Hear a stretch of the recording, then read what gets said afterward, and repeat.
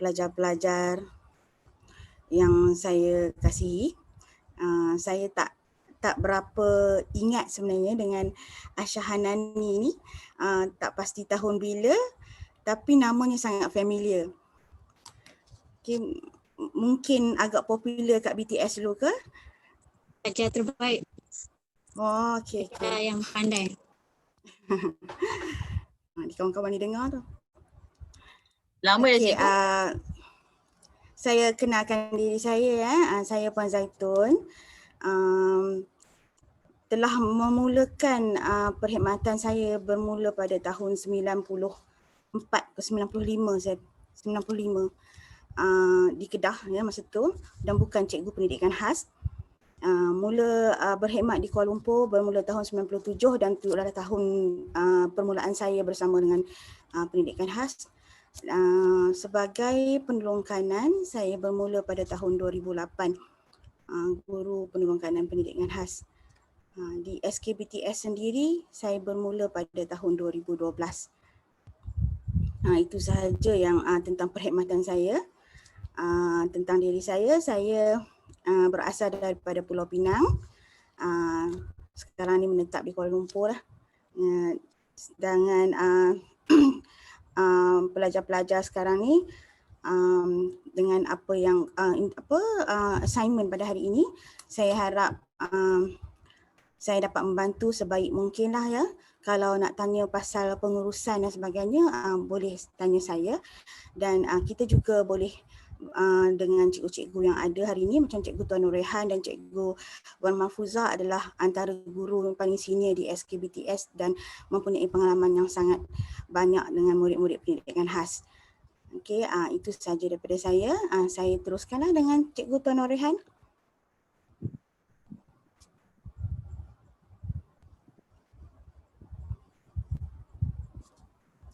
Okay, Assalamualaikum.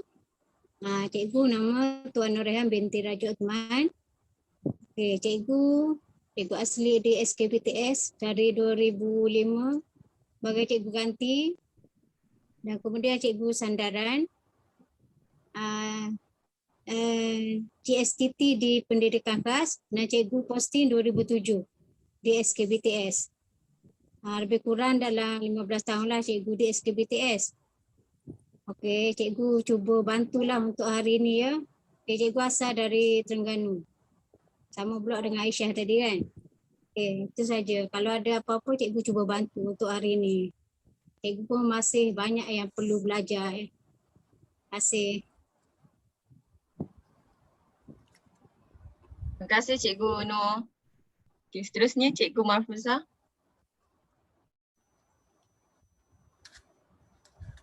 Cikgu, suara tak dengar cikgu.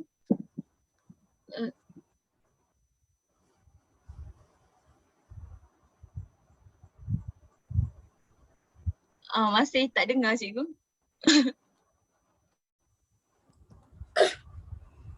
Okey, nama saya Puan Mahfuzah binti Wan Mahfuzah. Kau dengar? Baru. Okey. Saya first posting memang di SK Bandar Tasik Selatan pada tahun 2008. Maknanya dah almost 13 tahun dekat situ. Okay, paling junior lah antara diorang tu. So, tak tahulah banyak ke tak ilmu nak di-share. So kita cubalah, kalau saya tak dapat jawab, saya pass kat bos lah, bos jawab. Okay, saya tuju kot. Okay, terima kasih kepada semua cikgu-cikgu. Nampaknya memang saya memang sempat rasanya dengan semua cikgu-cikgu ni sebab saya darjah 6 dekat SK Bandar Tasik Selatan tahun 2013. Jadinya saya memang sempat sebenarnya nampak Cikgu Zaitun, Cikgu Mahfuzah, Cikgu Nur sebab dulu pun banyak program yang dibuat oleh PPKI kan. Kakak angkat semua. Saya pernah sertai semua program-program tu. Cuma dah lama lah, memang dah lama sangat lah last program tu kan. Okay, umur berapa Aisyah? Saya sekarang ni umur 20 tahun. Oh, sama batch dengan anak saya lah ya? Anak cikgu ada seorang rasanya sebayi dengan saya. Nurul Fazana. Ya, Fazana sekelas dengan saya dulu, 6 anggerik kan. Okay. Okey cikgu. Okey, Ada lagi seorang ahli kumpulan saya juga yang nama Aina Dira. Aina Dira maybe boleh perkenalkan diri, bagi tahu nama dan asal mana. Okay, Assalamualaikum. Nama saya Nur Aina Dira binti Husniadi. Asal Selangor tapi sekarang menetap di Kelantan. Okay, terima kasih Ain. Okay, jadi macam saya cakapkan tadi, kita akan mulakan interview, dan interview ni sebenarnya berkaitan dengan cabaran mengajar pelajar pendidikan khas sewaktu pendidikan online ni. Sebab kami nak fahamkan macam mana, kan kalau walaupun kami sebagai pelajar yang biasa ataupun pelajar aliran biasa pun dia ada banyak cabaran sewaktu kelas atas talian. Jadi apatah kami nak cuba memahami, apatah lagi bila pelajar-pelajar pendidikan khas ni yang mana macam suasana pembelajaran dia tak seperti pelajar-pelajar biasa yang memerlukan bantuan semua-semua tu kan. Jadi macam mana cikgu mengadakan kelas atas talian bersama mereka. Jadi saya akan kongsikan skrin tentang soalan-soalan yang berkenaan. Boleh nampak ke skrin ni?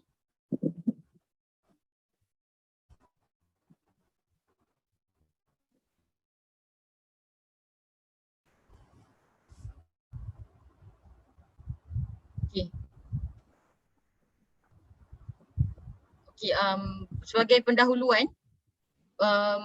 kami nak tahu kalau secara biasanya, maksudnya keadaan yang bukan pembelajaran secara atas talian, bagaimana pelajar MBK, murid berkeperluan khas ni belajar?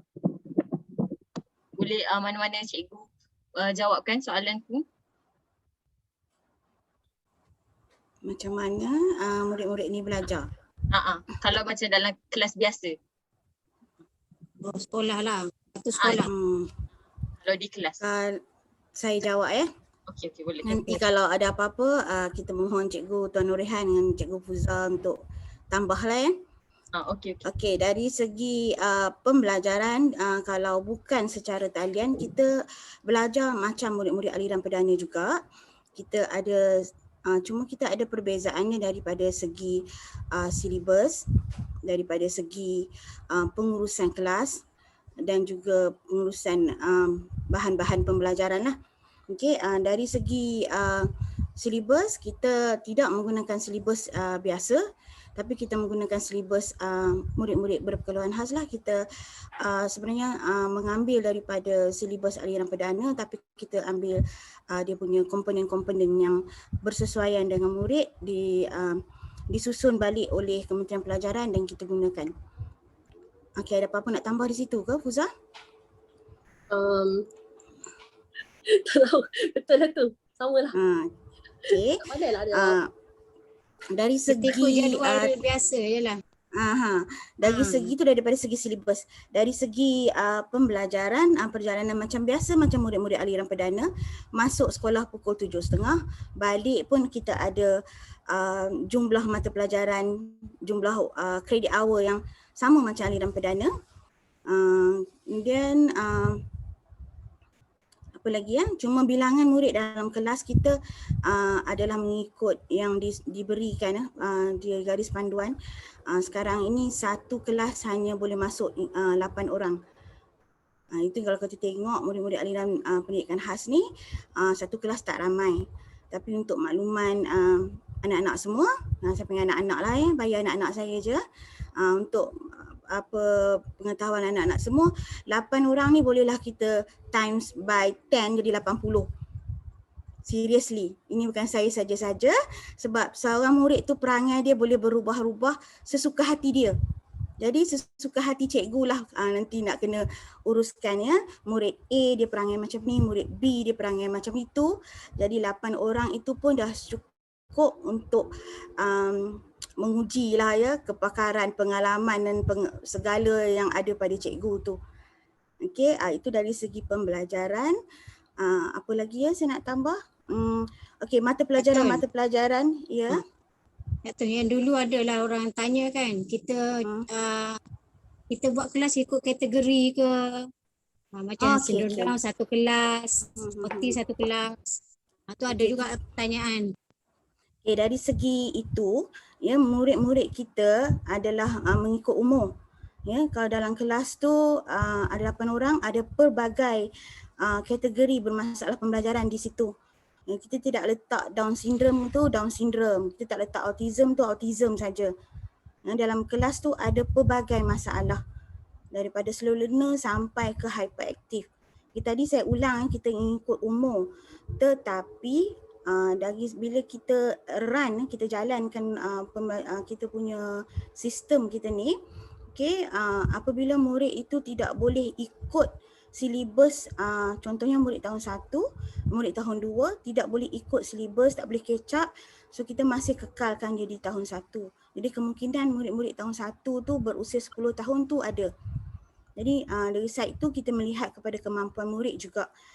Okey, ini perjalanan ini bergantung kepada Jabatan Pendidikan sendirilah, dia bagi atau tidak kita jalan macam tu. Ada negeri yang tidak boleh, ada negeri yang ikut by umur. Tapi di SKBTS di Kuala Lumpur kita run ikut kemampuan murid. Jadi dari side kelebihan dia, cikgu-cikgu boleh rancang mengikut kemampuan murid itu sendiri. Rancang pembelajaran dia, dan murid sendiri pun tidaklah terdesak kita nak ikut silibus macam murid Aryan dan Perdana kena ikut kan. Kita ikut kemampuan murid. Adakah saya menjawab soalan ni Tuan Nurihan tadi? Ada apa-apa nak tambah? Okey, adik-adik puas hati tak jawapan yang GPK kami bagi? Ada pertanyaan okey. tak? Puas hati. Cuma kami puas hatilah. Betul-betul menjawab persoalan. Dia satu lagi. Dia satu lagi. Kalau orang tanya apa belajar kat pendidikan khas, kita belajar benda yang sama. Kalau di aliran perdana ada bahasa Melayu, kita ada bahasa Melayu. Semua subjek kita sama, kecuali ada beberapa subjek yang kita tambah pakai mengikut murid kita sendiri, macam pengurusan kehidupan, kita ada pengurusan diri, kita ada kemahiran manipulatif, kita ada apa lagi? Pengurusan tingkah laku. Ini subjek-subjek yang khusus untuk murid-murid pendidikan khas lah, ya. Pengurusan diri macam mana, antara dia macam mandi, basuh baju, berus gigi, how to behave yourself, benda-benda macam tu lah. Benda-benda macam ni tidak jadi subjek dalam aliran perdana. Di aliran perdana kita masuk sebagai penambah PMK dalam kita punya mata pelajaran.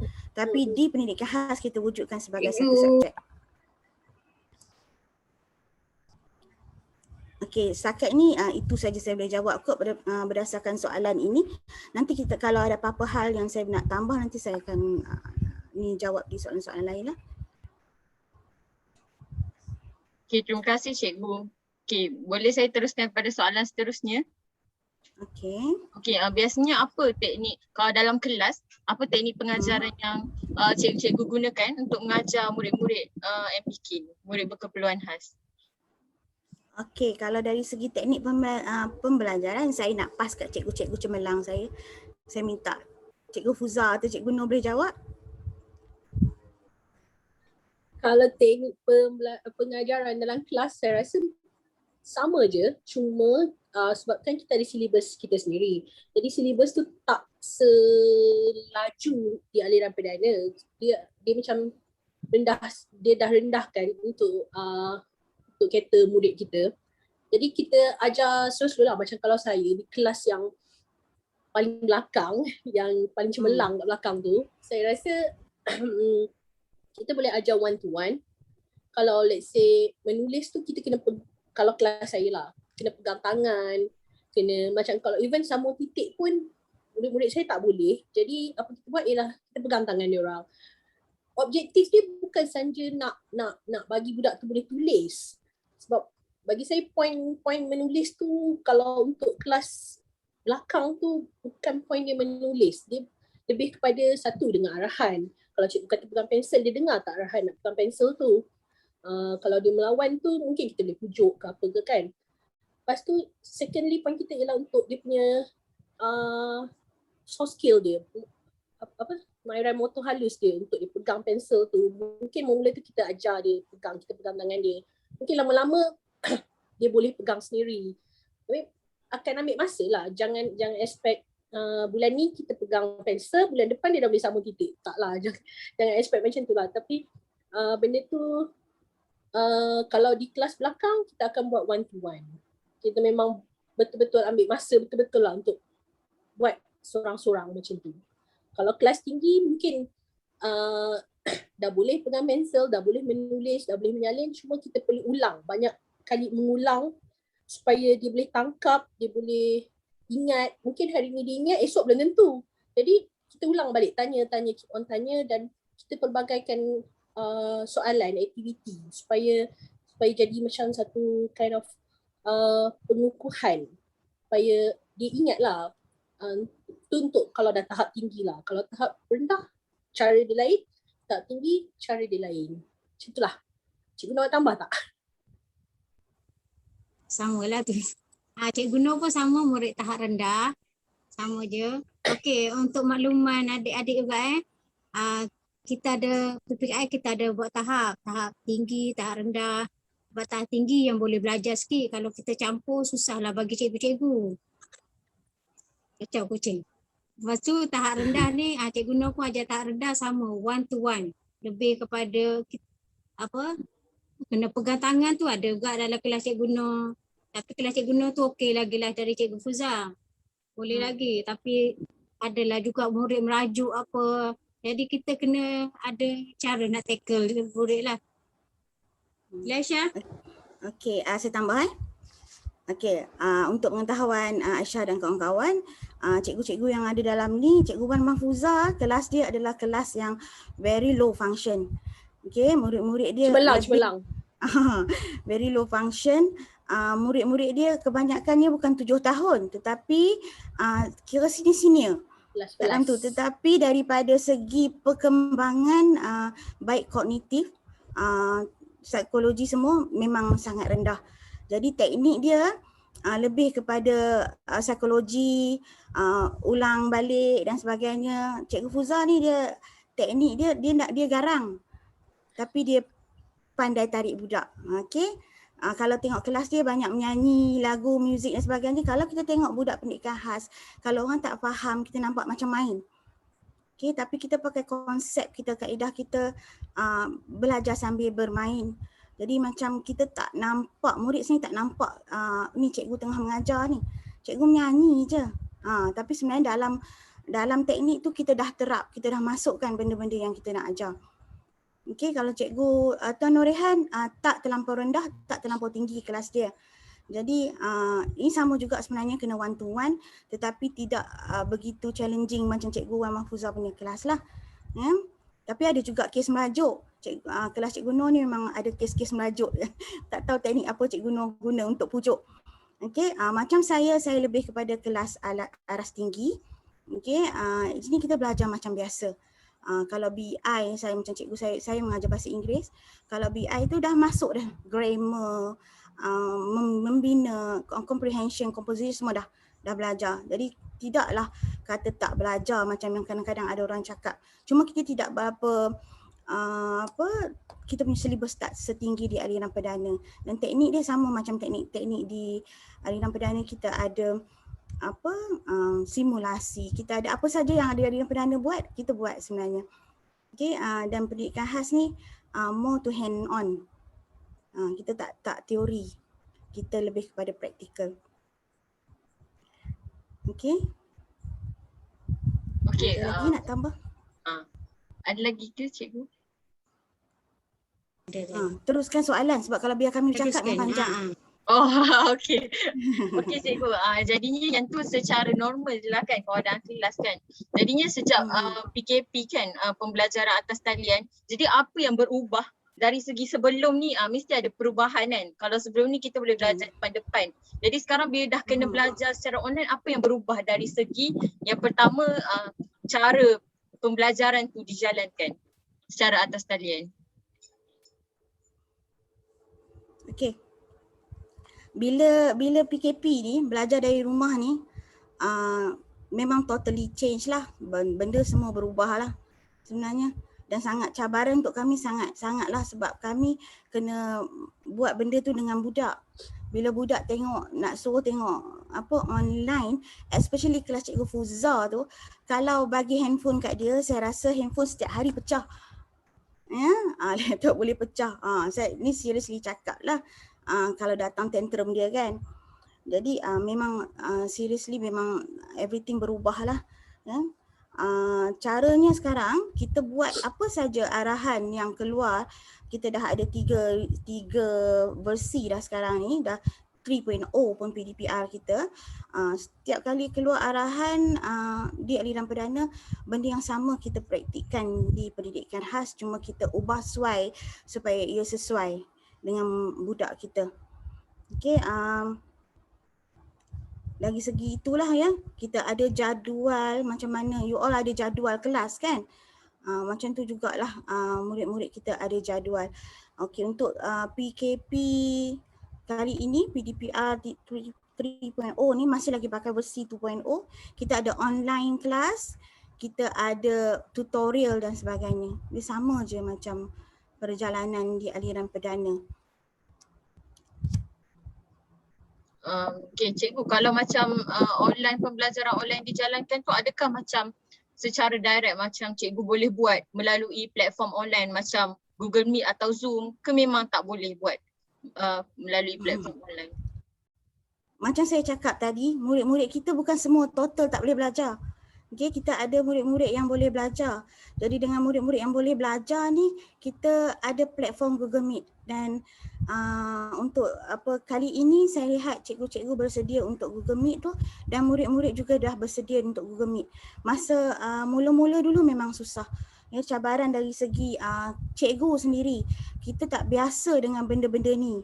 Tiba-tiba kita jadi YouTuber. Tiba-tiba kita kena streaming.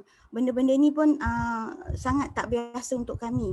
Untuk murid juga tak biasa. Sebab benda ni benda baru kan. Macam you all pun benda baru, macam tu juga kami. Tapi sekarang ni boleh untuk murid-murid dari tahun 4, 5, 6, kebiasaan cikgu dengan kita orang dengan Google Meet. Dengan murid-murid di tahap bawah, cikgu-cikgu kebanyakannya kalau online dia orang buat video sendiri. Dan video-video hasil daripada cikgu-cikgu ini sangat baik lah. Saya boleh kata sangat baik. Sebab saya boleh lihat satu-satu lah dan ada banyak penambahbaikan lah sebenarnya daripada mula sampai sekarang. Kita boleh tengok Cikgu Fuza menyanyi dalam video. Okey, faham. Sangat bagus lah. Okay. Cuma dari segi murid lah. Tapi murid pun dah banyak progress dah boleh menerima konsep online ni. Okey, Cikgu Nur nak tambah? Tak ada untuk macam kelas Cikgu Nur ada kelas rendah. Cikgu Nur banyak buat video lah. Video biasa-biasa je. Tadi Cikgu Nur masuk YouTube. Gitulah nanti budak tengok. Tapi sebenarnya ni atas kerjasama ibu bapa. Macam kelas Cikgu Nur pun ada yang tak pernah buat langsung. Semuanya kerjasama dari ibu bapa. Nah, itu kami yang susahnya sebab ibu bapa bekerja balik malam kan. Adalah yang tak buat langsung tu ada. Kalau kelas Cikgu Fuza pun seorang je buat ayah kot. Dua orang buat. Dua daripada orang. 6. Satu kelas ada 8 orang. So 2 atau 3 murid akan respon, itu pun dah cukup baik untuk kami lah. Tapi di kelas atas ada kelas yang sentiasa penuh kehadiran dia. Okey lah, kelas atas okey. Dan kita ada grup WhatsApp ikut kelas. Okey, cikgu-cikgu bagi pengumuman, bahan, link meeting semua dalam tu lah. Okey, faham cikgu. Cikgu, maksudnya memang ada perbezaan lah dari segi respon pelajar waktu kelas online ni dan waktu kelas biasa. Maksudnya kalau waktu kelas online macam cikgu buat meet ke, adakah dia orang merespon kepada cikgu? Dia memang banyak lah dia punya perbezaan. Untuk murid kelas tinggi macam saya mengajar tu, okey, setakat ini kalau parents tu jenis yang susah, kita susah peranti, payah dan sebagainya sebab diorang boleh bagi laptop kat anak, diorang boleh tinggal sebab murid-murid ni lebih kurang macam murid aliran perdana, cuma dia silibus dia kena lebih senang. Itu je kan. Tapi bila peranti tak ada, itu jadi masalah lah. Memang ada yang macam keluarga yang hanya ada satu peranti, kita berkongsi dengan adik-beradik yang lain, itu memang susah lah.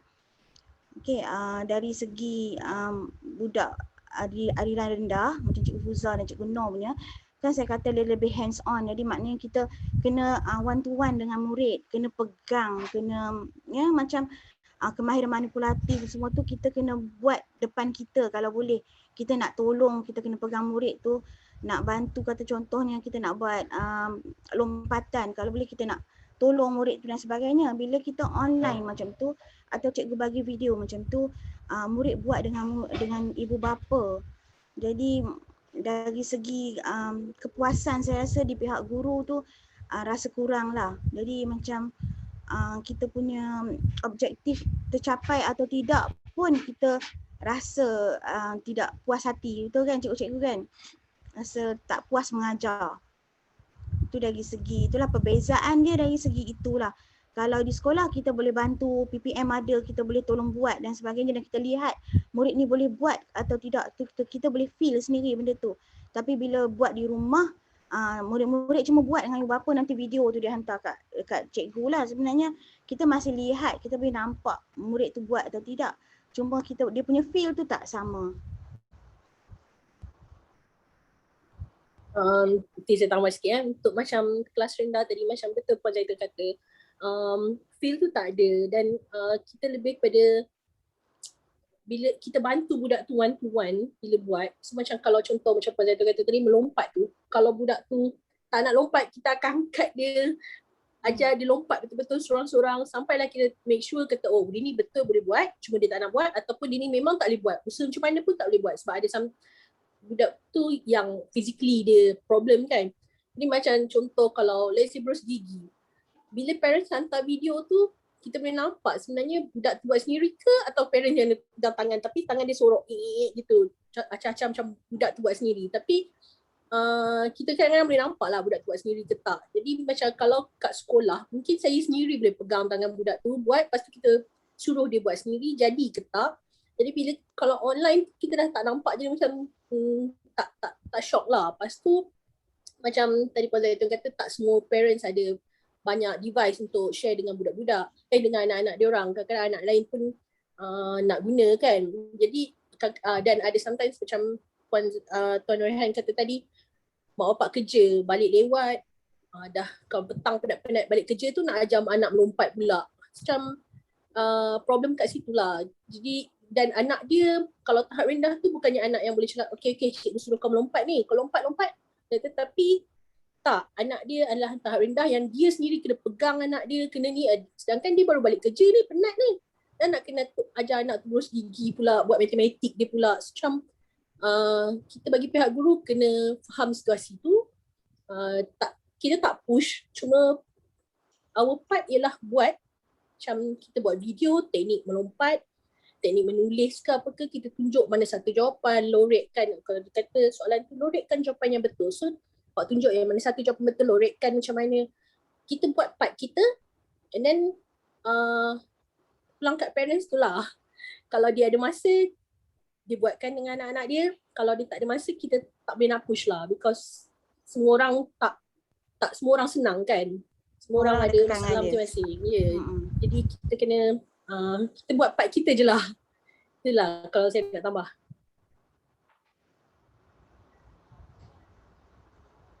Cikgu Nur, ada apa-apa lagi nak tambah dari segi cabaran-cabaran yang berlaku sewaktu nak mengajar murid dari online, dari segi murid tu sendiri ataupun cikgu-cikgu, cabaran yang cikgu sendiri rasa, ataupun macam cabaran dari segi ibu bapa juga? Cabaran dia sama je, kita nak murid buat, parent buat, sebab kami cikgu-cikgu pukul 6 kena hantar data murid terlibat berapa orang kan. Jadi itulah kita tak boleh push parent lah. Kita sebab macam cikgu Nur pun paling ramai pun 3 orang, daripada 7 orang 3 orang je. Pukul 6 kami kena hantar report. Jadi nak dapat kerjasama parent tu susahlah sikit. Dia hantar tapi kita hantar kepada data sekolah lah pula. Dia akan hantar waktu lain pun kita terima. Itu cabaran kita nak dapat dalam waktu yang ditetapkan tu memang tak dapat lah 100%. Tapi kita tak paksa, mungkin kita bagi masa untuk dia siapkan. Macam cuti sekolah ni, kalau ada yang tak siap lagi boleh buat. Janji dia buat sebab kita ambil markah juga untuk PBD. Sama juga kita, atau murid perdana buat PBD, murid pendidikan khas pun ada PBD. Tahukah PBD kan? PBD Aisyah? tu apa ya cikgu? Tak. Macam dulu ada perpisahan kan? Sekarang tak ada perpisahan dah. Oh ya, Pentaksiran. pentaksiran darjah. Oh ya, Pentaksiran tadi. bilik darjah. yang menggantikan UPSR semua tu kan? Yang macam tu kan? Sekarang tak ada perpisahan dah, jadi kita ambil markah dari situ. Cikgu-cikgu perdana pun ambil markah dari situ. Cuma kita tak push parent lah, kita bagi masa. Cuma kalau boleh, macam Cikgu Nur ni, Cikgu Nur straight je dalam guru WhatsApp cikgu, kalau boleh buat. Tu ambil markah semua. Sebab Cikgu Nur pun anak cikgu pun cikgu paksa buat. Itu cabaran parent. Ada lagi Aisyah, nanti cikgu tambah-tambah lah. Oh, kawan yang lain tak ada tu? Selain daripada online ni, cikgu-cikgu ada sediakan modul juga. Sebab kita takutnya online ni takut berbagai kekangan, jadi kita sediakan juga modul lah. Ini pun harap boleh membantu lah. Macam mana pun Modul ibu bapa kena dan bantu. buku aktiviti kita ada bagi murid. Okey, kawan-kawan saya yang lain. Ada siapa nak tanya soalan? Afif ke? Cikgu, saya ada soalan. Perlukah ibu bapa duduk berada di samping murid-murid berkeperluan khas ini sewaktu pembelajaran atas talian berlangsung? Kalau Sebab tanya untuk perlu, mengawal. Kalau tanya perlu. Murid Kalau hati tanya perlu. Tapi kalau tanya logik dia, bila takkan cikgu parents nak berhenti kerja untuk duduk sebelah anak kan. Itu kekangan lah. Cikgu-cikgu lain nak tambah? Kalau saya jawab tanya perlu is perlu. Kalau kelas saya memang lebih daripada perlu lah. Kalau tak memang tak jadi apalah kelas tu, sebab dia memang budak tu memang perlukan pembantu di sebelah. Maknanya kalau nak melompat kena ada orang beritahu kena melompat.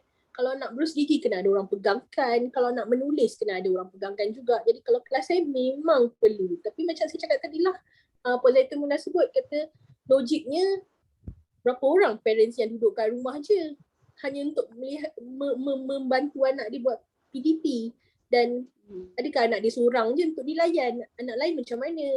Kan kemas rumah macam mana? Bila mak-mak tu kan nak masak ni bila? Sedangkan cikgu nak ni report sebelum pukul 5, pukul 6 ni. Jadi secara logiknya susah. Tapi sebenarnya memang perlu ada orang membantu mereka. Cikgu Noh? sama. Kelas Cikgu Nur pun memang perlu bimbingan ibu bapa sepenuhnya. Itu sebab nanti dia buat yang lain, satu buku nanti. Itu sebab yang 2 orang cikgu kita hari ni adalah cikgu tahap rendah. Untuk tahap tinggi, ada kelas yang boleh, ada parents yang guide daripada tempat kerja. Dia cuma bagi link dengan anak, nanti anak buka. Ada juga yang murid yang macam tu lah. Macam kelas-kelas saya, murid tahun 6 ada 3 orang yang respon saya walaupun tak perlu ada ibu bapa di rumah. Jadi saya nak anak-anak semua faham murid PPKI tidak semua low function. Ada yang boleh belajar. Masalah murid yang di tahap tinggi ni, masalah dia masalah peranti. Masalah dia, tapi kalau ada juga certain yang macam autism tu, yang parents buka, tinggalkan. Dia belajar dengan cikgu. Tapi untuk dia start benda tu, dia nak on laptop semua, dia tak boleh. Jadi still kena ada orang dewasa di kalangan dia orang lah. Saya rasa dalam tak sampai 10% pun yang boleh tanpa ibu bapa. Betul tak, Huza? No, tak sampai 10% pun. Rasa kelas Betul-betul. Mercury je. Rasa kalau kelas Hmm. tinggi tu boleh lah beberapa orang kan. Kalau Boleh kelang mas. mas pun Mas berapa orang kena je. ada berapa orang je. Mas pun kena ada pembantu. Saya bagi contoh semalam saya ada kelas jahit. Murid yang tak biasa menjahit dan saya tahu dia jahit dengan saya macam mana. Dia boleh jahit tangan dia pun boleh. Tapi bila online kelas dan hasilnya sangat kemas. Jadi saya sendiri tahu yang tu bukan dia buat lah. Tapi parent tolong lah. Tapi tahap tinggi ada yang boleh handle diri sendiri, tak perlu bantuan lah. Tapi kalau tanya saya perlu, soalan tadi adalah perlu tak? Perlu.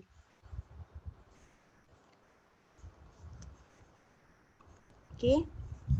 Cikgu, jadi maksudnya memang dari segi keupayaan untuk self learning, maksudnya belajar sendiri tu ada berapa persen je lah, maksudnya dalam kategori yang memang boleh dalam kategori yang boleh untuk belajar online dengan sendiri tu ada juga, cuma peratus dia sangat sedikit lah. Ya. Kalau kami ada 8 kelas, 3 kelas saja yang rasa saya boleh parents online kelas tu parents tinggal. Dalam 3 kelas tu boleh lah. 3 kelas yang saya ngajar boleh. Yang lain tu kena bantu. Cikgu, boleh saya tahu yang 3 kelas yang cikgu kata mampu untuk mengadakan sesi online ni, maksudnya diorang ni dalam kategori yang keperluan khas yang macam mana cikgu? Okay. Kita Kita slow learner kan? slow learner, autism ada, tapi autism ada macam-macam jenis. Dia ada mild autism, dia ada apa traditional tu yang macam Kimi tu kan, hyper tu kan. Tapi dengan yang Sebab autism tu dengan- dia ada range yang luas kan. Daripada yang berterbaring kat lantai sampailah yang boleh sehebat-hebat orang cipta software ke Genius. apa ke. So dia punya range memang luas lah. Jadi ikutlah nasib. Dia punya level tu ada murid saya yang boleh guess saya nak ajar apa esok. Sebab dia tahu saya mengajar mengikut silibus. Saya mengajar mengikut RPT. RPT saya mengikut buku teks saya dan dengan dia ada buku teks. So bila dia keluar je, saya belum tunjuk slide dia dah baca tajuk. Itu memang sangat mencabar saya lah. Sanjeewa. Yang Ustaz genius Farhan. lah. Yang Saya Farhan ya. Dia ibu bapa, dari ibu bapa juga tu. Dia ada autism, ada slow learner, ada disleksia. Nak tahu tak disleksia apa? Disleksia ni satu orang panggil apa ya? Masalah yang spesifik. Dia dari segi membaca, dari segi menulis, itu je problem dia. Lain daripada tu dia normal. Lepas tu apa lagi ya dalam tahun 456 tu? Fizikal dia cuma ada masalah fizikal. Daripada segi dia punya apa kita panggil kognitif semua dia biasa. Jadi budak-budak tu boleh belajar insya-Allah. Okey, faham. Maksudnya yang kategori yang cikgu sebutkan tadi, diorang ni memang boleh untuk adakan macam kalau cikgu buat Google Meet dengan diorang pun boleh lah kan?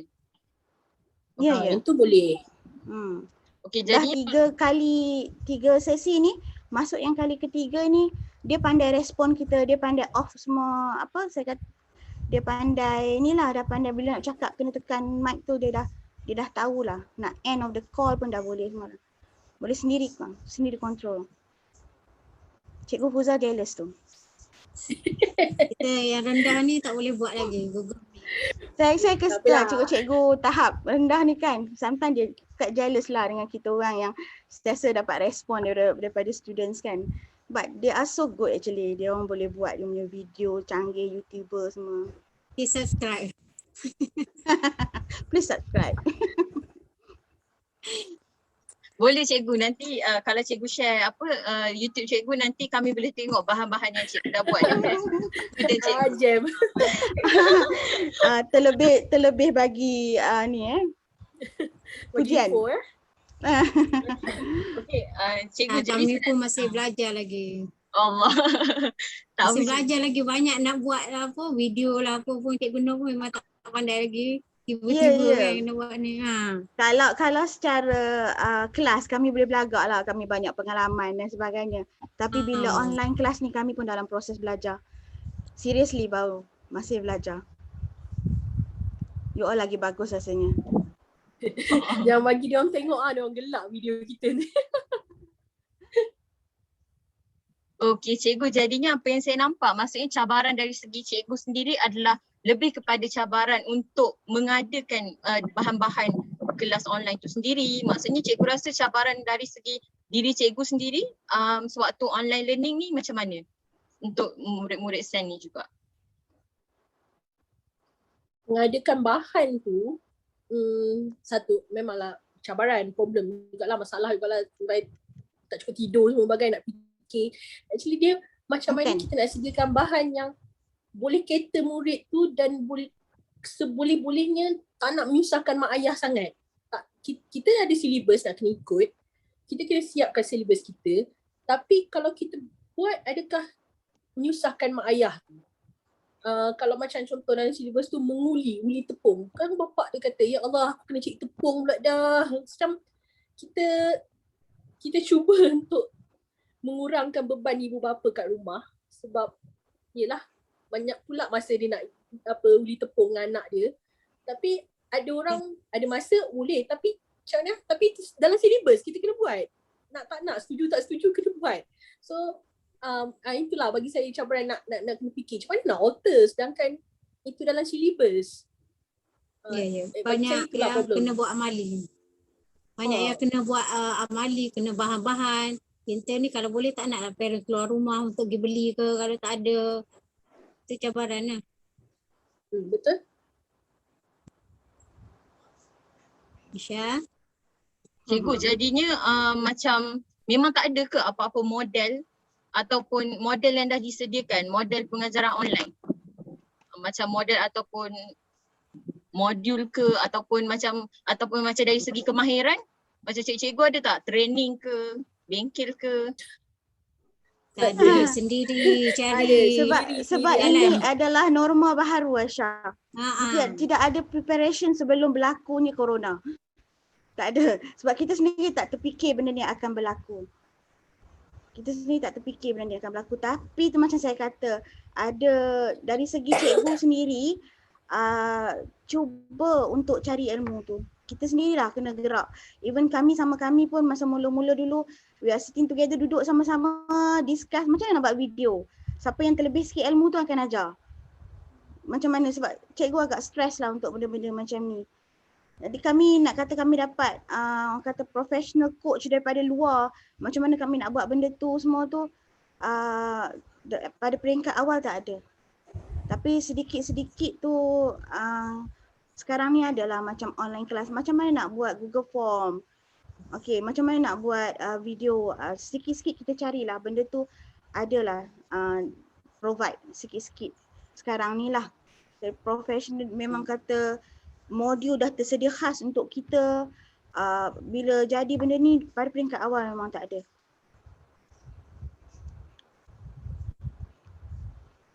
Okey, faham cikgu. Oh, maksudnya memang dari segi bahan bantu mengajar yang cikgu boleh guna sewaktu pendidikan online ni, bahan apa je? Memang video je lah yang cikgu boleh buat. So far kita buat video. Kemudian kalau macam masa first PKP last year, bulan March ke macam tu. Bulan March. Bulan 3 tahun lepas tu. Masa tu kita tak prepare apa-apa dan kita tak tahu pun PKP tu apa benda kan. Macam total lockdown tu macam mana nak suruh kita buat apa. Kita pun start lewat kan Puan Zaitun, kita punya PDP. Masa tu kebetulan cuti semester ke cuti apa entah sekejap.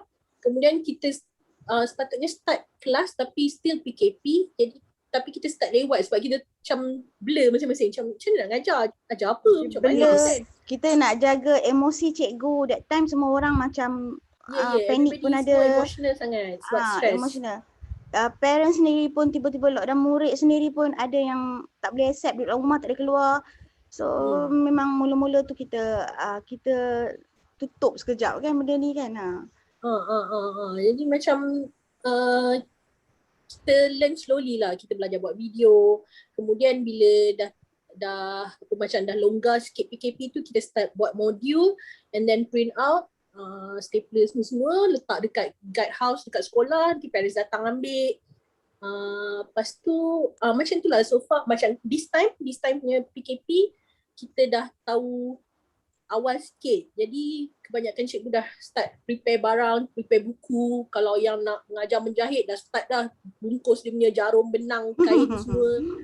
Kan? Macam kalau saya dah siapkan dah batang-batang aiskrim, sekejap lagi nak buat activity craft ke apa ke, buku latihan, buku file-file semua dah ready dah letak dalam bag.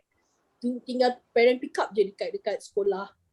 Cuma hari tu tiba-tiba KL tutup 2 hari awal. Dari sepatutnya last day Jumaat. Tiba hari Rabu tu last day rupanya. Jadi macam kelang kabut jugalah. Tapi still cikgu-cikgu manage tu sediakan bahan lah untuk murid-murid buat kat rumah. Jadi kita selain daripada video tu macam something yang utama lah yang perlu ada. Kecuali kelas tinggi yang boleh buat online. So kalau dia nak menjahit depan muka cikgu tu ke apa ke tak pasti. Tapi kalau kelas biasa, tak kira tinggi ke rendah, video tu something yang sangat perlu sebab dia menunjuk cara. Kalau tengok video Cikgu Nur bagus tau. Kalau dia nak suruh apa teknik merenggis tu, dia renggis tu habis dia punya lantai rumah dia. Saya tengok saya gelak je. Rantai putih-putih ada muka. Bercik-bercik. Sebab dia nak video ni sebab cara. Dia nak tengok cikgu dia tau. Budak pendidikan khas ni, dia tak mau tengok orang lain. Dia nak tengok Cikgu Nur. Dia nak tengok Cikgu Fuza. Dia nak dengar suara. Jadi tak boleh orang lain. Tak boleh pinjam video orang lain. Tak best. Ni cikgu ni nama Nani. Cikgu Nani mana? Budak tu tak kenal. Itu yang kena buat video. Video yang kena buat. Keluar sikit muka cikgu pun dah cukup. Dia tahu ini cikgu dia. Kalau macam tanya video tadi tu, video tu perlulah. Bagi saya sebab even kalau buat latihan, buat aktiviti ke apa ke, video tu tunjuk cara macam mana kita mengajar dalam kelas, macam tu sepatutnya kita mengajar dalam video. Macam mana kalau tunjuk Cikgu Nur tunjuk ni cili 1, berapa cili kita ada? 1, 2, 3 tunjuk kat situ, budak tu kira sama-sama dengan cikgu. So bagi saya kita tengok video Cikgu Nur tau. Jangan. Tak, kita guna bahan yang ada kat rumah je, benda maujud. Cikgu Nur buat ajar biasa, cikgu tak ada edit-edit, cikgu ajar straight je. Kalau cikgu masuk YouTube. Malaysia? Okey, faham cikgu? Okey, Afif silakan. Okey, cikgu, soalan seterusnya. Adakah cikgu-cikgu mengaplikasikan pengajaran yang sama untuk setiap murid yang mempunyai impairment ataupun kecacatan yang berbeza-beza? Contoh untuk murid yang visual impairment ataupun physical impairment dan juga mungkin autism, adakah pengajaran yang sama diaplikasikan kepada setiap murid ini? Siapa nak jawab? Okay, untuk impairment yang awak cakap tadi tu, visual ke apa ke, kita mengajar murid pendidikan khas ni ada 3 kategori. Satu masalah pendengaran, satu masalah penglihatan, satu lagi masalah pembelajaran. Di sekolah SKBTS ni adalah murid-murid masalah pembelajaran. Maknanya murid-murid kita terdiri daripada golongan autism, Down syndrome, slow learner, hyperactive, ADHD, ADD, yang kalau fizikal tu yang ada problem dengan fizikal dia spastik ke apa ke, itu adalah kategori murid-murid kita yang ada masalah pembelajaran. Bukannya murid yang ada visual impairment ataupun masalah pendengaran ke apa ke, bukan murid tu. Jadi kalau murid-murid tu, murid yang ada masalah pendengaran tapi dia boleh belajar cognitively, dia bagus, dia boleh belajar, dia pandai. Murid buta ke, dia buta tapi dia sebenarnya normal je, dia boleh belajar macam biasa. Tapi murid kita tak, murid kita ada masalah dari segi kognitif dia. Jadi apa yang kita buat, kita mengajar adalah mengikut level kognitif dia, level pemikiran dia. Kalau rendah, kita ajar tahap rendah. Macam teknik yang rendah hanya mengajar. Kalau tinggi, kita ajar cara budak tinggi mengajar. Macam budak ada dalam perdana, buat aktiviti, bagi dia orang aktiviti, bagi dia orang soalan, dia orang jawab. Itu kelas tinggi. So, jawab tak soalan tu? Saya rasa kan dari segi apa ni kita mengajar, contoh macam Cikgu Fuzal kata bagi video, itu untuk first step. First step kita pembelajaran secara dalam kelas. Maksudnya semua benda bahan yang sama kita bagi, kita share untuk kelas. Dan kita juga waktu PDP kita buka tau. Kata Cikgu Fuzal bagi mungkin video dia 10 minit je. Okay, tapi waktu belajar kita 1 jam.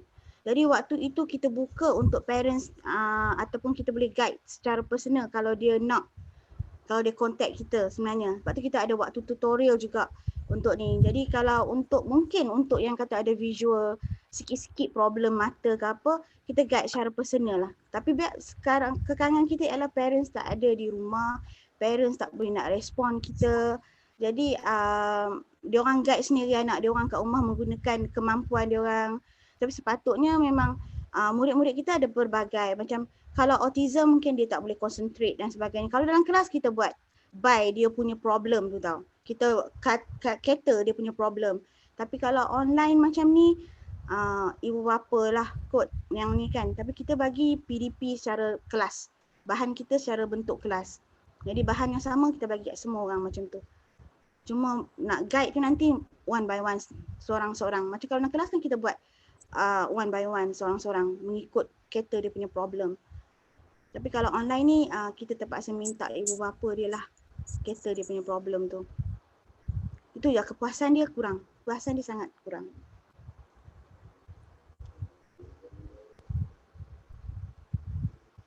Okey, Afif. Afif Zulkifli. Yes, saya. Okey, Okey, menjawab tak? jadi menjawab. Terima kasih cikgu.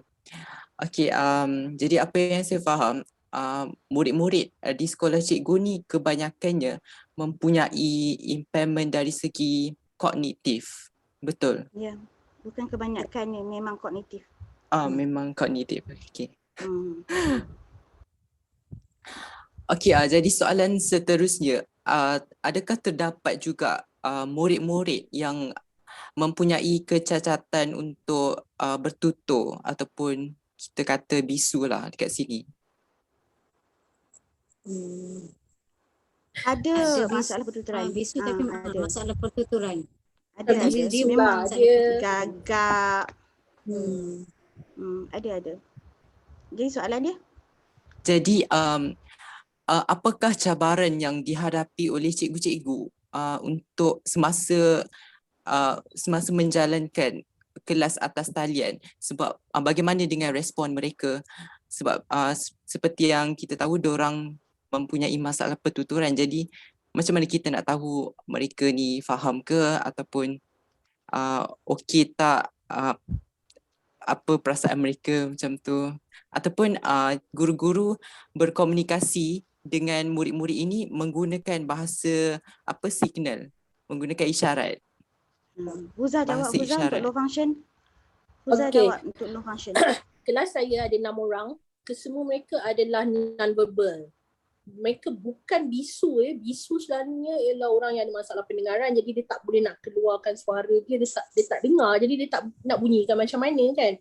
So murid saya bukannya bisu, tak pekak pun, dia orang dengar je masing-masing. Cuma dia orang adalah non-verbal.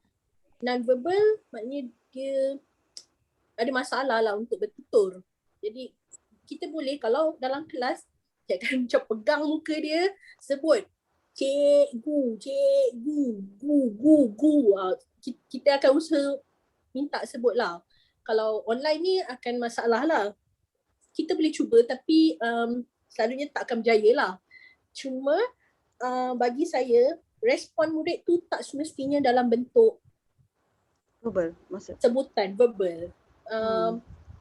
Kita kalau berkomunikasi pun kita ada banyak teknik untuk dapatkan respon dari murid kan. Sama ada dia angguk, dia pandang kita, dia respon, dia boleh tunjuk.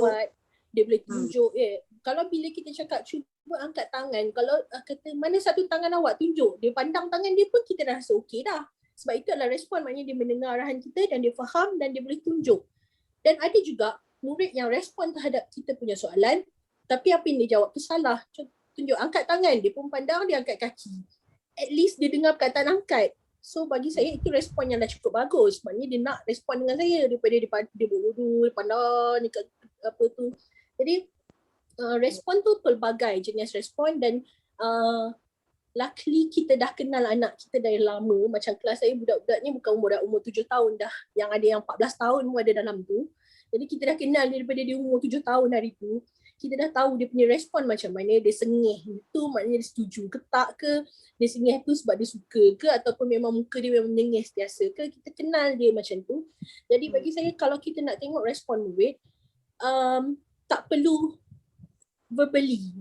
Maknanya kalau dia nak buat pun dah cukup okey. Kalau kelas tu nak nyanyi, kalau dia boleh lah tu. Saya terima. Bagi saya dia dah okey dah tu. Maknanya dia nak respon dengan saya. Dia nak respon dengan video saya dan mak dia ada usaha untuk nyanyi kat sebelah dia pun sekali. Dah bagus lah tu, cemerlang lah tu anak saya tu. Itu kalau saya lah, kalau belakang saya tu. Dia imitate anak dia sebiji. Macam kalau warna pun sama. Macam kelas cikgu pun ada warna. Cikgu suruh ambil warna merah, dia ambil je walaupun dia tak boleh bersuara, tapi dia boleh ambil bagi kita. Itu respon dari murid. Memang dia ada masalah pertuturan. Kita tak boleh paksalah sebut apa pun. Tapi dia ada buka mulut pun okey. Ya, untuk soalan Afif tadi, kan, tadi kita impairment kan. Kami adalah cikgu-cikgu bermasalah pembelajaran. Okay, kami punya fokus is masalah kognitif kan. Kalau bahasa isyarat tu, kalau murid tu boleh berkomunikasi, dia pekak secara, orang kata pekak lah, bahasa kampung kita pekak kan. Pekak ataupun kurang sikit pekak apa semua tu, dia akan didiagnose sebagai bermasalah pendengaran. Kita ada LD, kita ada BP, kita ada BD. So dia dalam kad dia tu nanti BD. Murid-murid ini tidak dihantar ke PPKI, tidak dihantar ke integrasi. Dia akan dihantar ke SKPK, SK Sekolah Kebangsaan Pendidikan Khas. Kalau dekat KL ni kita ada Jalan Pil, kita ada Kampung Baru. Murid-murid ini berkomunikasi menggunakan bahasa isyarat. Murid-murid ini secara kognitifnya normal, cuma dia tak boleh bercakap. So itu perbezaan dia. Untuk di pendidikan khas integrasi ni, kita dari segi kognitif lah, macam mana Cikgu Fuzah, Cikgu Noor cakap, kita melihat respon murid tidak semesti melalui verbal. Kita menggunakan isyarat tangan, kad ke, flash card ke, semua itu kita terima sebagai jawapan dan cara berkomunikasi dengan murid. Okay.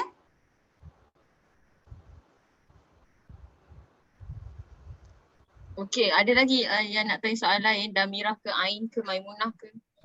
Afif ke boleh? Kau nak tanya lagi?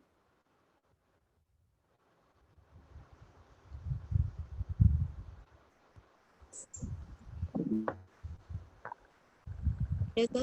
Nanti tak cukup tu, tak lengkap assignment. Okey. Sebab okey, nak tak apa. tanya Afdah aja.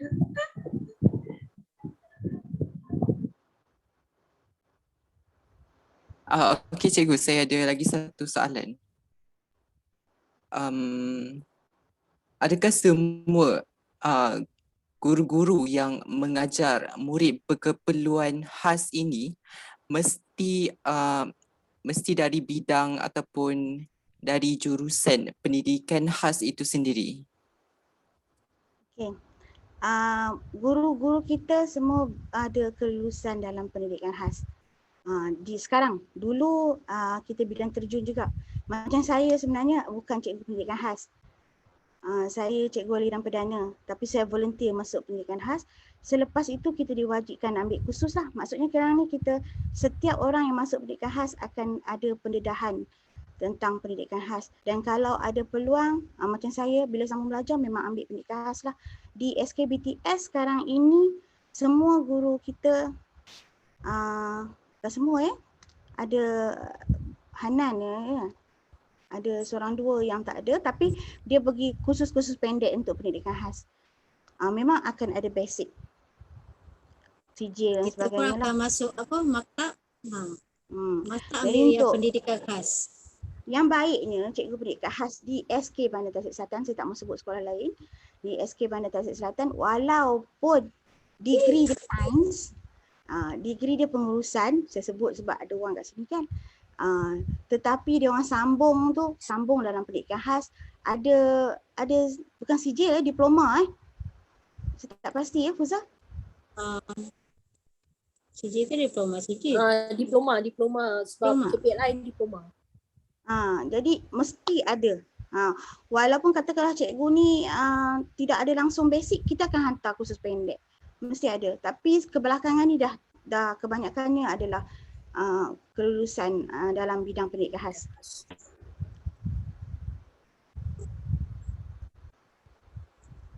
Okay cikgu, jadi apa yang saya fahamkan daripada tadi, maksudnya dekat SK Bandar Tasik Selatan yang murid-murid dia memang dari segi kecacatan fizikal tu maksudnya bukan yang macam pekak, bisu ataupun memang macam tak boleh melihat. Maksudnya dia masih lagi boleh semua tu, cuma dari segi kognitif dia bermasalah. Macam tu kan? Ke ada jenis kecacatan fizikal yang lain lagi? Yang macam tak boleh berjalan ke? Kita ada seorang sebenarnya murid tu Wheelchair. tidak ada masalah kognitif. Ada seorang, dia cuma masalah fizikal. Memang Fizikal. tak boleh jalan langsung. Memang total kena pakai kursi roda, everything kena tolong. Pergi toilet pun kena bantu. Tetapi dari segi kognitif dia normal. Cuma dulu ada setahun dua ni history setahun dua dia agak tercicir lah sebab bila dia tak boleh pergi sekolah, dia agak tercicir.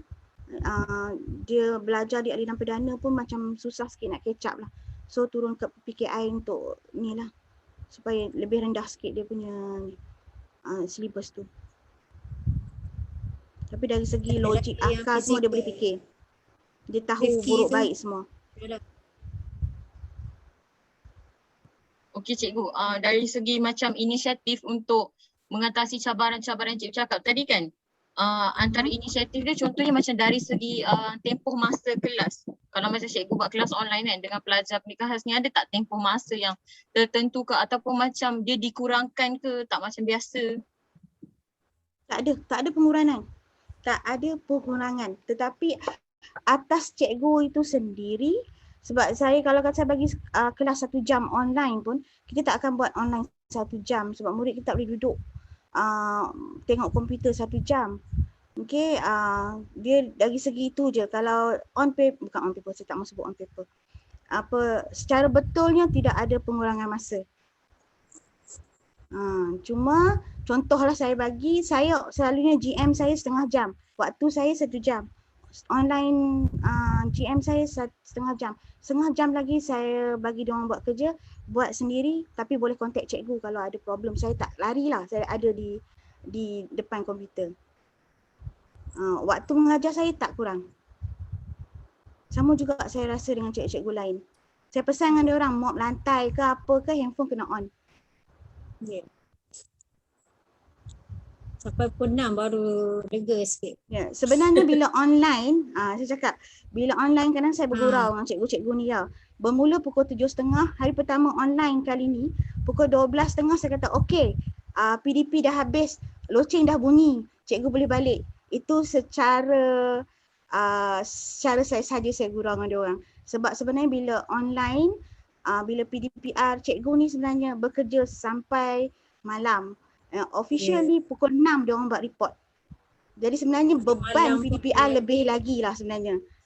Yeah. Sebab parents akan respon 24 hour. Betul. Sampai malam pun tapi tak apalah, kami terima. Ini cabaran norma baru kan.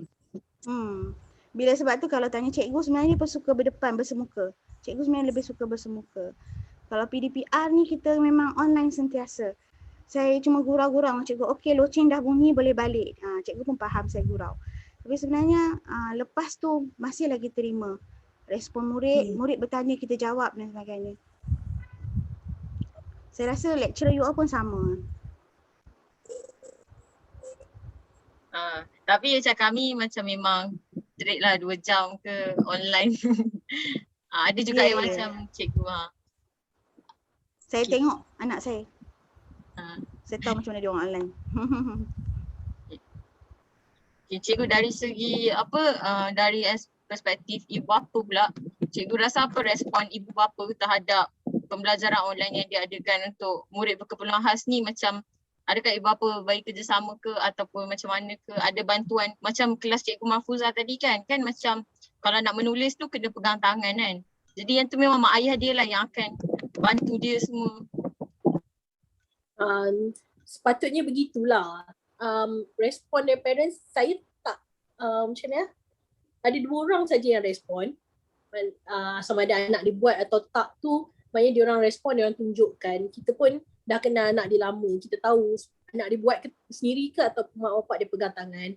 So saya tak pasti dengan yang lagi 4 tu adakah, tapi macam saya cakap tadi lah, kita tak boleh nak push parents because kita tahu anak dia macam mana, kita tahu macam mana kita kena duduk betul-betul dengan anak dia untuk buat. Dan kita tak tahu kekangan dia macam mana, dia kena bekerja macam mana, dia punya anak-anak yang lain macam mana.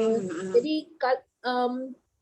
saya tak boleh nak kata daripada side parents adakah PDPR ni membebankan dia orang ke tak. Sebab of course kalau saya tak dengar respon dari parents, kalau saya rasa ianya membebankan mereka. Sepatutnya dia orang hantar anak ke sekolah, cikgu-cikgu settlekan. Tapi sebabkan PDPR, dia orang kena settlekan anak dia orang yang ikut silibus cikgu pula. Jadi jadi saya takut membebankan lah. Tapi macam part kita dah usaha sedaya upaya untuk kurangkan beban parents. Nak bagi kerja tak nak bagi yang bermuka surat, berhelai-helai muka surat, bagi yang lagi perlukan 1-2 parent je. cetak ke. Kalau boleh tak nak parents print kan, mana pula nak cari printer kan. Kita dah try bekalkan awal sebelum cuti sekolah hari tu. Kita dah buat lah sehabis baik, tapi kita macam tu lah, tak tahu isi rumah orang tu macam mana keadaan dia, parents tu bekerja macam mana. Jadi susah lah nak cakap parents tu okey ke tak. Ya, so far yang respon 2 orang tu ialah mak ayah dia adalah guru, mak dia guru. Jadi cikgu punya rasa self tanggungjawab tu menyebabkan dia kata, aku sebagai cikgu, aku kenalah tolong anak aku buat kerja. Jadi mungkin tak ada masalah sangat untuk 2 orang yang bagi respon saya tu dari segi parents dia orang. Tapi yang another 4 tu tak pasti, sebab dia orang pun bukan dari family yang senang. Kita faham dia orang kerja macam mana, waktu bekerja dia, adik-adik yang lain macam mana. Jadi itulah, susah nak cakap dari parents. Cikgu Lagipun kan, sambung sikit. Okey, Cikgu Nur sebagai parent dan guru lah. Cikgu Nur rasa memang terbeban lah. Macam Cikgu Nur ada cikgu anak sekolah rendah, jadi Cikgu Nur yang kena belajar semula nak ajar anak yang terbeban. Jadi cikgu tu kalau parent tak buat apa pun, cikgu tak paksa, cikgu bagi masa sebab Cikgu Nur pun berada dalam keadaan tu sekarang. Jadi kita tak boleh paksa parent. lagipun ada anak-anak murid kita ni, cikgu dia dengar tau. Mak ayah dia tak tentu dia dengar. Dia behave tu dekat sekolah lain, dekat rumah pun lain kadang-kadang. Murid-murid kita. Yang perdana pun macam tu, yang pendidik khas lagi lah. Dengan mak tak dengar cakap sikit lah. Dia susah untuk parents.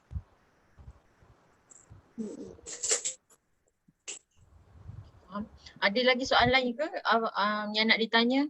Afif ke Ain ke?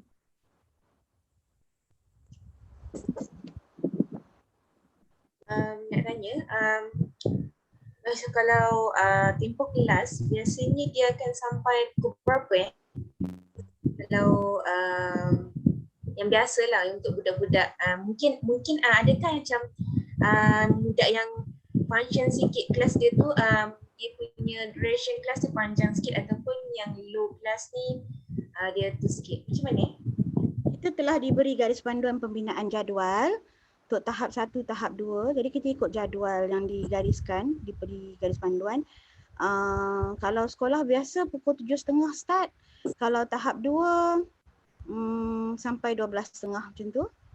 Tahap 1 sampai pukul 12. Macam mana jadual sewaktu PDP berjalan secara bersemuka, macam tu juga jadual PDP semasa online. tak ada perbezaan. Cuma masa saya bina jadual, saya buka kepada guru untuk tengok macam Cikgu Huza, dia suka online sambung dengan ni, dia cuba susun jadual dia supaya tidak banyak mata pelajaran satu hari. Kalau bersemuka kita buat tukar-tukar cikgu. Ni untuk ni sebab budak kan, satu dia tak suka tengok cikgu yang sama. Jadi kalau boleh dia nak ubah. Dia nak tengok muka lain. Kalau even cikgu pun kalau boleh nak ubah-ubah tengok murid kan kalau bersemuka.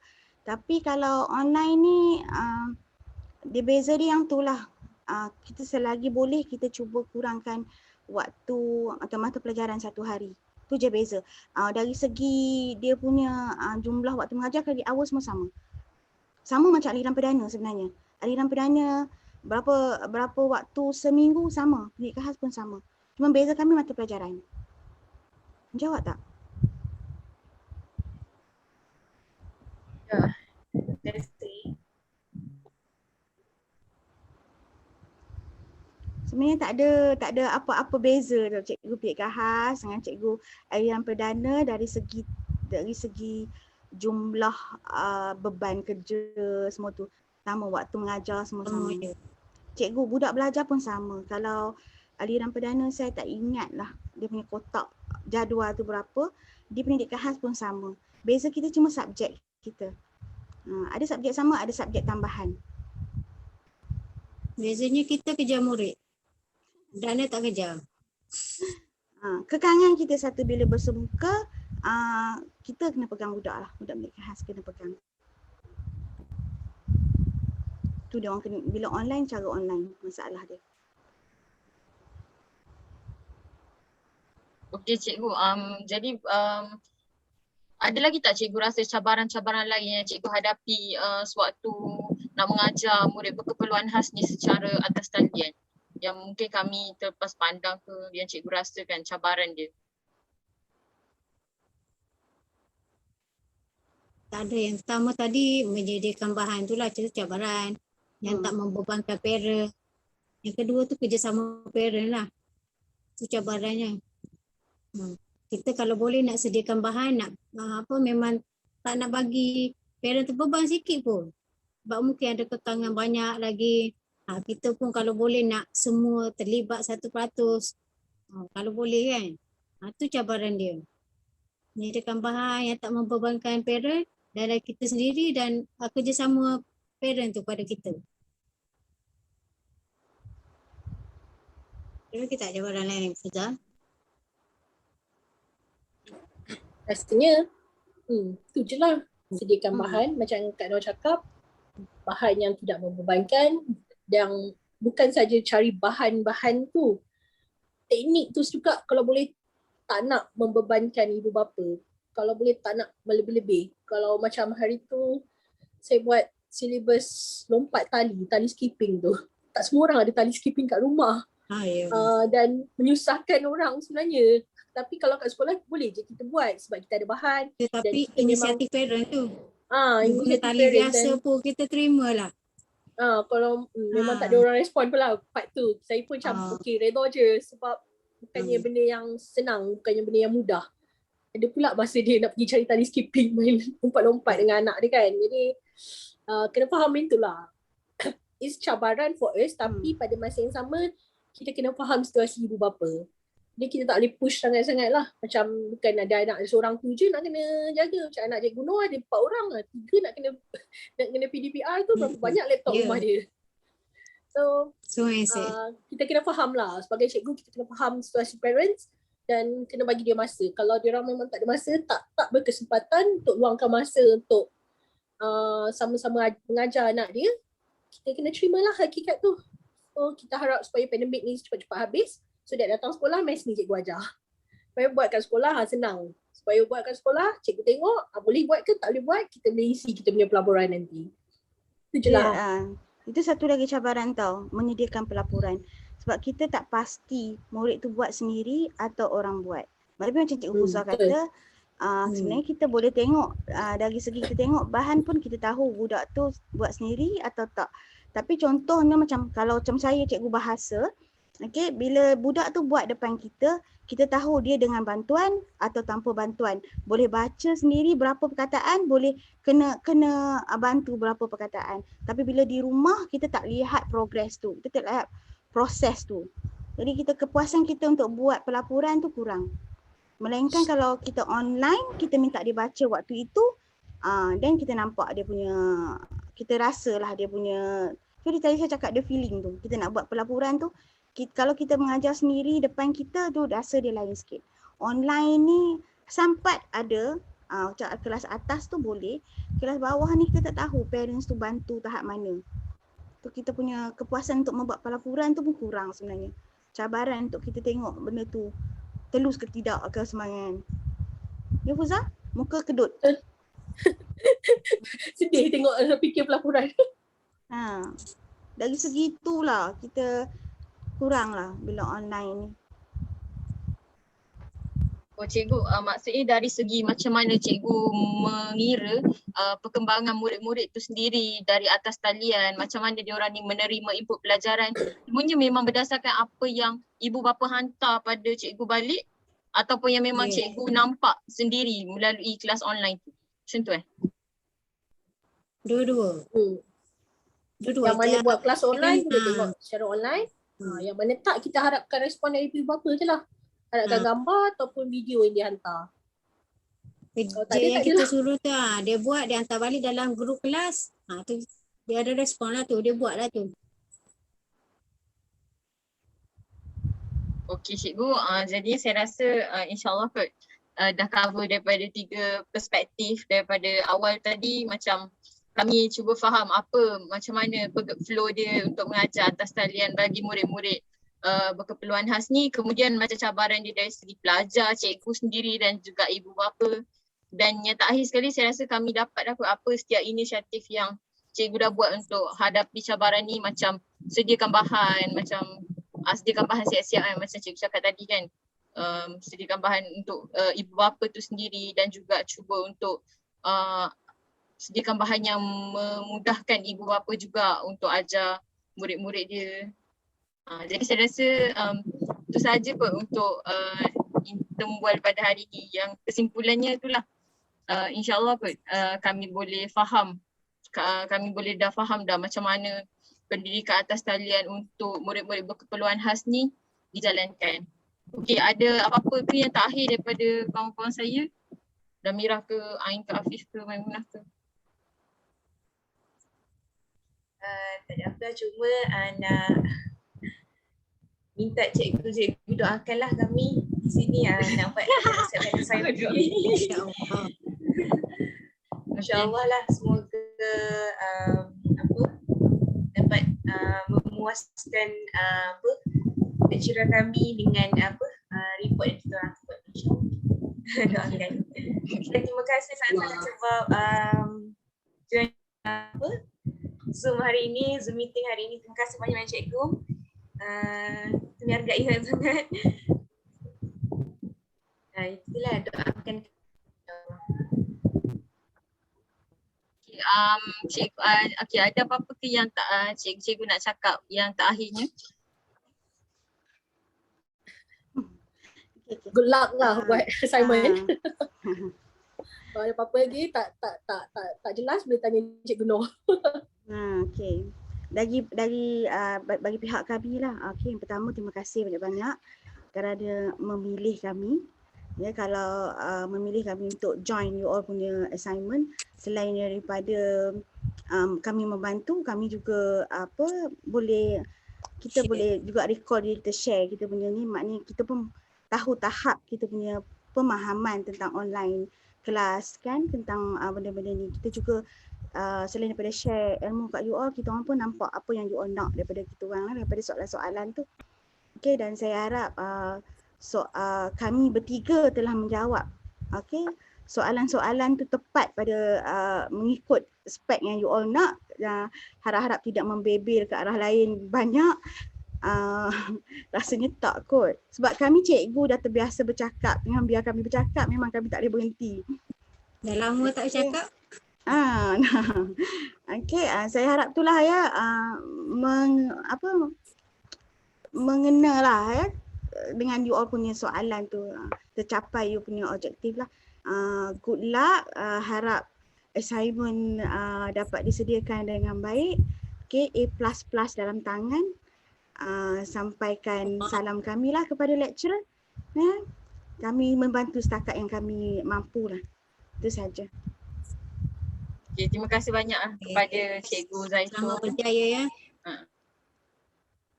Terima kasih banyak kepada Cikgu Zaitun, Cikgu Mahfuzah dengan Cikgu Nur sebab sudi sertai tumbuhan kami. Sebelum berakhir, kami nak ambil gambar sebagai bukti untuk masukkan dalam lipstick. Okay. Okay, jadi semua boleh tengok kamera masing-masing. Okay. Saya kira Okay, 1, 2, 3. Okay, sekali lagi. 1, 2, 3. Okey, terima kasih. Nanti saya akan minta dekat Cikgu Nur maklumat nama penuh cikgu semua dan juga saya akan bagi satu borang untuk diisi juga. Okey, itu saja. Okay, Share gambar. Okey, boleh Cikgu.